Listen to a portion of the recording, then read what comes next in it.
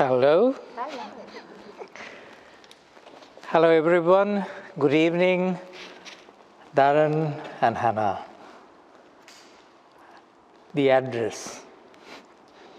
Do you know what I'm going to do now? Traditionally, clergy is invited to give a little advice to the couple that they are going to, because they are going to start everything new, and therefore we are invited to share a little message how to live a happy life. But I am not here to share that. After listening to your personal vows, I thought you have already preached the sermon to each other. And when I entered the church, Reverend Joe asked me, "Where do you want to stand and preach?" And she suggested that place. And I said, "No, I want to stand in front of them and talk to them." So here is a little piece of advice that I have, but instead me standing and sharing with you, I'm going to ask you 6 questions. Oh no. If you answer well, then my message is over.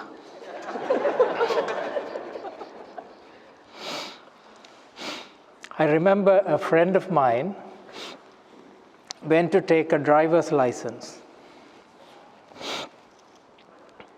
So he went to the trial and he failed. Friend of mine means he's a clergy person, so he went in a civil, failed the exam, and came back and told me, "Machan, I failed the exam. Next time when I go, I'm going to go in my clergy dress."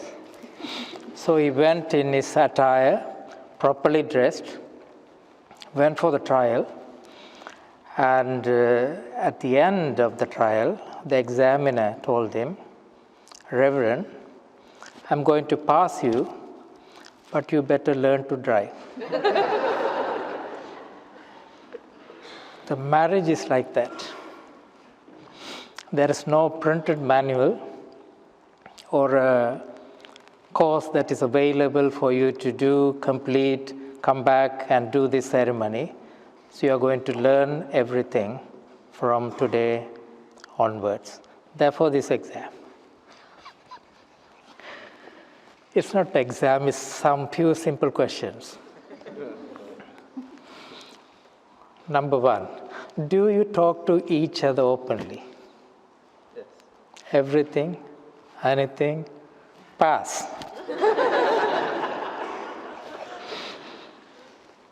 Are you flexible? When I say flexible, you are willing to change for the other person? Yes?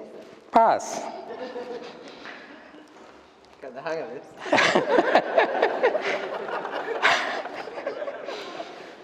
Are you dependable? When there's an issue, can you depend on the other person? Yes. Pass. Do you fight fair? Probably a little difficult question. When you argue on something, when I use the word, do you fight fair? Meaning, I was told when I got married, when you argue, when you fight, when you disagree, stick to the topic.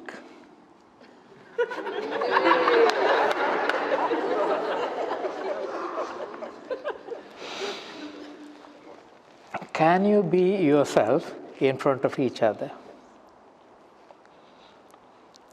Finally, can you keep your expectation realistic? That's all the exam is about. I'm going to tell you a little story. With that, I finish. In the Bible, in the Gospel of Luke, chapter 15, People don't use this story on a homily. I'm going to use it. Traditionally, we call this story the story of prodigal son. There was a father, because you may not remember anything I'm sharing now, but probably you will remember the story. There was this father with two sons. He really, really loved both of them. And the second son thought, my father has a lot of wealth. I'm sitting and listening to his guidance, his instruction. He's telling me what should I do and what should not do. I'm fed up with this. I'm going to ask my father, will you divide your wealth and give me my portion? I want to live my life the way I would like to live. So he went to the father and said, divide your wealth and give me my portion. I would like to live the way I would like to live. Father wasn't very happy. Like this father or any father would say, you are not mature enough to manage this wealth. Therefore, why don't you wait? The son wouldn't listen.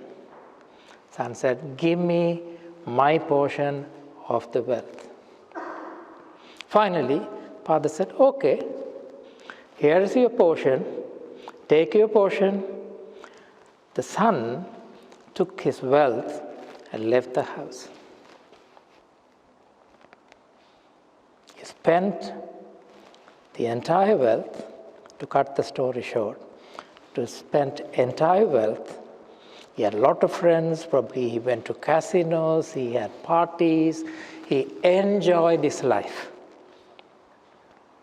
And there was a point that he didn't have anything in his life. The son wasn't sure what to do now. At this point, the son decided, let me go back to my father and tell him, I'm not worthy to be called your son. Will you accept me as your servant? Father and the eldest son lived together.